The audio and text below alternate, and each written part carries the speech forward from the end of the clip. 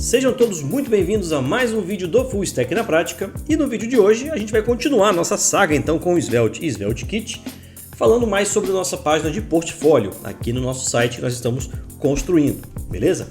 Bom, a primeira coisa que a gente vai fazer aqui é trocar esses itens do portfólio que nós criamos aqui por alguns itens um pouco mais realistas, digamos assim. Então, eu já deixei separado aqui alguns nomes, eu vou apenas trocar esse objeto items aqui por outro objeto de items também.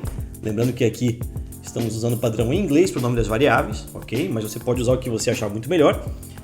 E depois disso, vamos salvar o arquivo e pronto. Nós já temos aqui no nosso lado todos os nossos projetos do portfólio, não é?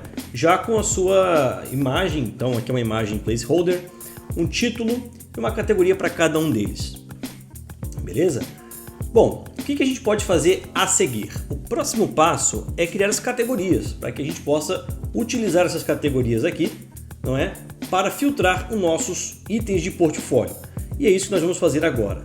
Então, a primeira coisa que nós temos que fazer é, nós vamos abrir aqui o nosso myspage.ts, que já está aberto, e criar aqui algumas categorias para retornar junto com esses itens. Então eu vou criar aqui basicamente um outro item chamado categories e vou colocar aqui, não é, o nome das categorias como um array simples. Então eu vou só passar os nomes. Então nós temos aqui websites, temos aqui lojas virtuais,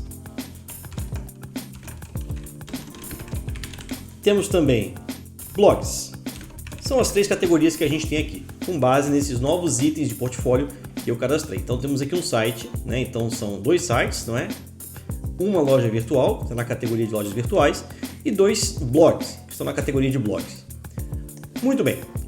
Tendo feito aqui as nossas categorias, podemos salvar o nosso arquivo myspage.ts e agora vamos substituir essas categorias de modelo, de exemplo, que vieram lá da nossa biblioteca do Mirai QI, pelas categorias que nós acabamos de criar, ok? Como você deve lembrar, a gente tem essa variável aqui, data, que ele traz os dados que são exportados aqui na nossa função load, que são retornados aqui na nossa função load, ok? Então, nesse caso, o que nós estamos utilizando até agora é somente o data.items, né? Ou items, como preferir, dentro dessa estrutura de repetição each, aqui do Svelte, beleza? Vamos fazer a mesma coisa, só que agora para os itens das abas de categoria. Então vamos colocar aqui o nosso each data.categories as, vamos chamar de category, ok? E aqui dentro nós vamos apenas repetir qualquer um desses botões. Como você deve lembrar, assim como no menu, aí em cima nós também temos uma diferença de CSS para aquele que está destacado ou para aquele que não está destacado, beleza? Eu vou apagar aqui esses dois últimos que estão sobrando e vou deixar somente o exemplo do botão, ou melhor, da aba que está selecionada e da aba que não está selecionada, nesse caso aqui Animation Web Design. E agora, para filtrar isso aqui, o que nós precisamos fazer? Bom, a primeira coisa é a gente colocar uma variável que a gente vai utilizar para definir qual que é a categoria atual. Então eu vou chamar aqui de current category, ok? E por padrão eu vou deixar setada como websites. Simples assim. Depois, aqui embaixo, nós podemos colocar então uma estrutura de repetição. Então vamos aqui, if current category igual a category. Ou seja, estamos verificando se a categoria atual é igual à categoria que está sendo iterada aqui no nosso loop, beleza? Aí ele vai exibir então esse botão selecionado, está aqui com a label de Animation. Já vamos mudar isso também para a label correta, que é Category. Agora, caso não seja, a gente pode substituir esse if aqui por um else. Aí sim ele exibe o outro botão, que é o botão padrão, como está aqui no Web Design, não é? Sem estilização. Dessa forma, o que nós temos? Basicamente, um botão que pode ser renderizado de duas maneiras, de acordo com a nossa verificação de if aqui, dentro da estrutura de repetição each, ok? E é isso.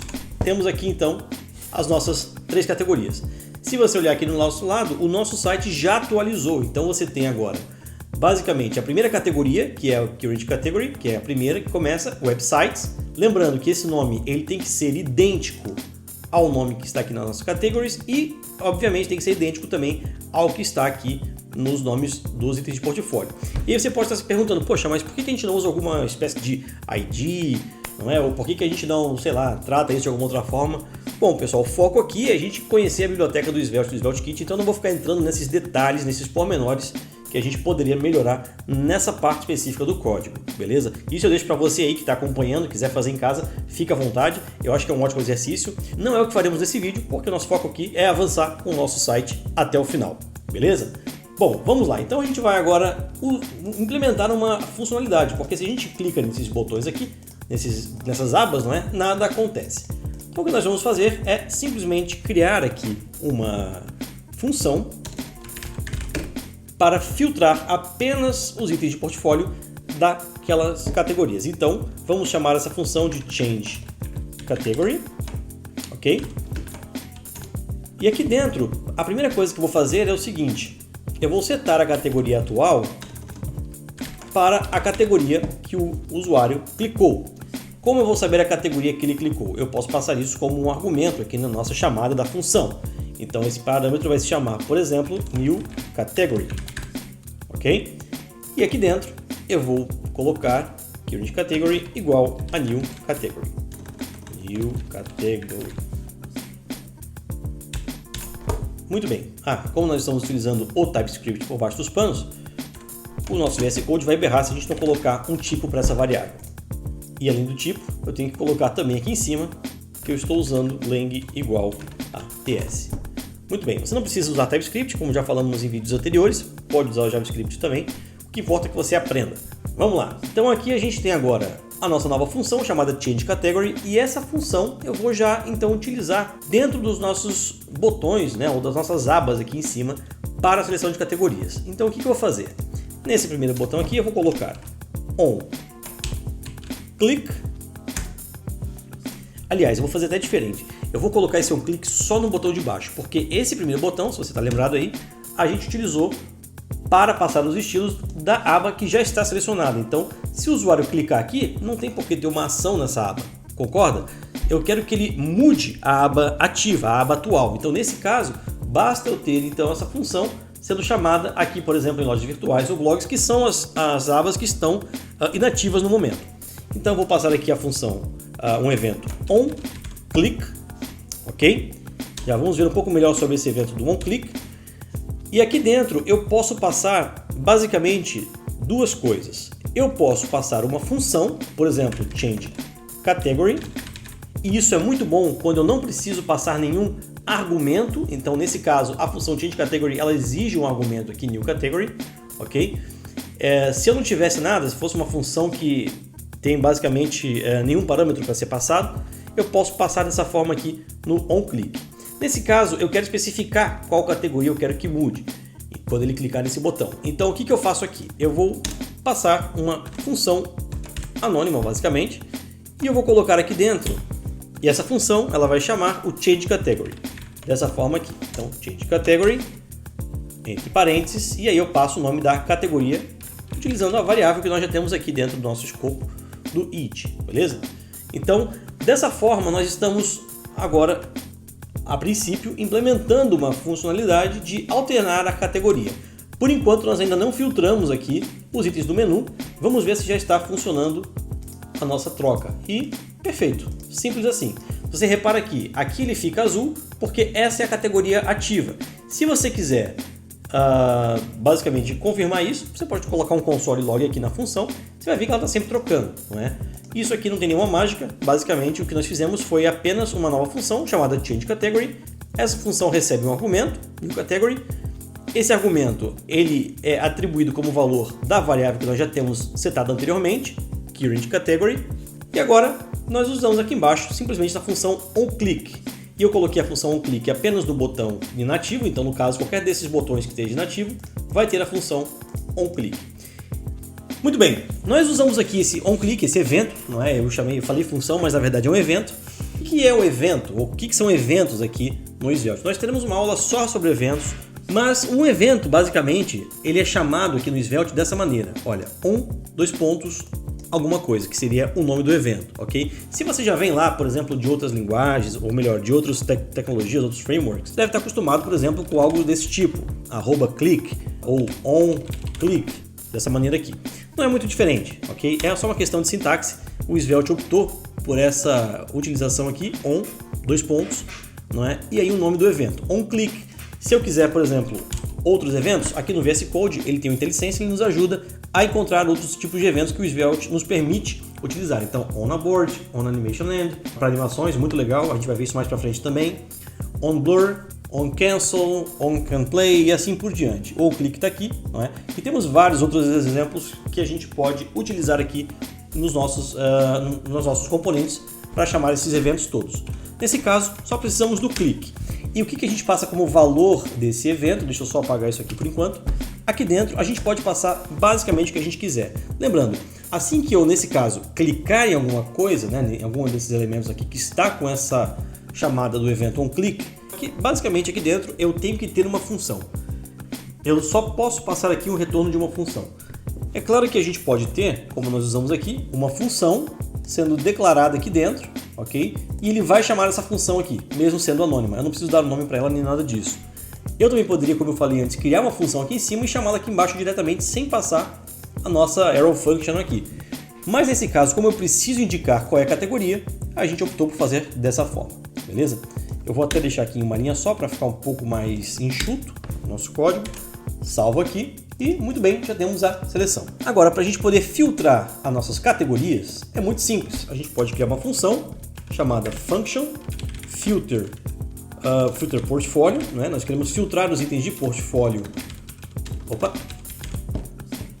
para exibir apenas aqueles que são correspondentes à categoria atual. E nessa função aqui, nós vamos chamar sempre que nós trocarmos então a nossa categoria selecionada, ok? Porque eu estou clicando, por exemplo, em lojas virtuais, mas ainda aparece websites. Se eu clico em blogs, aparece ainda aqui websites e lojas virtuais, ou seja, nada está acontecendo, ele só está mudando a aba ativa. Então precisamos fazer com que o nosso portfólio ele reflita aquilo que está sendo selecionado ali pelo nosso usuário. O que vamos fazer aqui? Muito simples, a gente vai pegar basicamente o nosso array de itens que nós já temos, então vamos chamar aqui de, sei lá, portfólio items, ok? Igual data.items.filter, e aqui nós vamos filtrar então o nosso valor. E para fazer isso, não tem nenhuma dificuldade, o que temos que fazer é retornar aquele valor ou aquele item de portfólio. Aliás, eu vou até mudar o nome aqui de val para item, para ficar um pouco mais condizente com aquela nomenclatura que nós já estamos utilizando em outros lugares, ok? Item.category igual a current category. Feito isso, nós podemos agora utilizar a nossa variável portfólio items. Aliás, nós não declaramos ela antes e esse é um problema. Então, o que eu vou fazer aqui é basicamente let portfólio items igual data.items. E aqui embaixo, onde nós estamos utilizando ele diretamente como data.items, vamos trocar por portfólio items. Dessa forma, não estou utilizando diretamente o data.items, que está vindo lá da nossa função load. Eu estou atribuindo esse valor a uma nova variável, e essa variável é que eu vou filtrar, para que eu não precise alterar o valor da minha variável principal, ok? Data.items. Agora, filter portfólio, nós chamamos essa função sempre que nós trocarmos a categoria selecionada. E agora você pode ver que, clicando aqui, ele está mostrando apenas aqueles itens do nosso portfólio que correspondem às categorias que nós selecionamos, ok? Nós ainda temos um problema. Qual o problema que é? É quando a gente carrega essa parte da primeira vez, ele traz tudo e não apenas o website que já está selecionado. Nós temos duas opções aqui, ok? Uma opção mais marota seria colocar uma categoria chamada todas. Essa categoria seria falsa, mas ela seria a página inicial, digamos assim. E aí ele exibiria tudo de uma vez só. Outra coisa seria a gente já começar filtrando apenas por websites. Eu não acho legal, eu acho que como a gente quer criar uma página de portfólio, é legal a gente mostrar tudo de uma vez só e depois, se o usuário quiser, ele filtra, não é? É claro que isso vai de projeto para projeto, de um site para outro site, e aí você fica à vontade para fazer como achar melhor. Nesse caso, eu vou criar então aqui a primeira opção que eu sugeri, mas como eu falei, você pode ficar à vontade para criar o que você quiser, tá bom? Então, para a gente adicionar essa nova categoria, o que a gente vai fazer basicamente é criar aqui uma nova categoria chamada Todos, ok? Essa categoria eu não vou aplicar em nenhum item de portfólio especificamente. O que eu vou fazer é muito simples, eu vou fazer com que o nosso Portfolio Items seja exatamente como ele está agora, só que eu vou colocar aqui mais uma condição. Então, se a categoria do nosso item de portfólio for igual à categoria atual que está selecionada pelo usuário, ou se a categoria que está selecionada pelo usuário for igual a todos, aí ele vai retornar esse item aqui, né, que está sendo filtrado, para a nossa variável de Portfolio Items, que é o nosso array. Esse array vai ser alimentado e vai ser então utilizado aqui dentro do nosso bloco, da nossa estrutura de repetição, para exibir os nossos itens de portfólio. E se eu não estiver errado, vamos salvar isso aqui agora, e ao clicar em todos, ele exibe todos os itens. Clicando em websites, exibe só os websites, loja virtual, blogs e todos novamente. Muito bem, recarregando a página, ainda temos um último problema para resolver, que é o website está sendo a nossa categoria padrão. Vamos apenas trocar isso aqui para todos, salvar e pronto. Uma vez que eu salvo e recarrego o website, ele já começa então com todas as categorias, todos os itens de portfólio sendo mostrados, e ao clicar em cada item, ele me mostra isso aqui já filtrado. Eu acho que foi um bom avanço, a gente já tem alguma funcionalidade um pouco mais legal na nossa página de portfólio, ok? No próximo vídeo a gente vai então criar basicamente uma tela de detalhe, então quando o usuário clicar em um desses itens de portfólio, ele vai poder entrar nessa página e ver esse item em detalhes, ok? Nós vamos fazer a utilização de slugs aqui, não é? Ou de, melhor dizendo, parâmetros de URL. Se você gostou do vídeo até aqui, por favor, não deixe de dar o seu joinha aí embaixo. Se tem alguma dúvida, deixe nos comentários que eu tento responder à medida do possível. E por esse vídeo é isso. Grande abraço e até a próxima.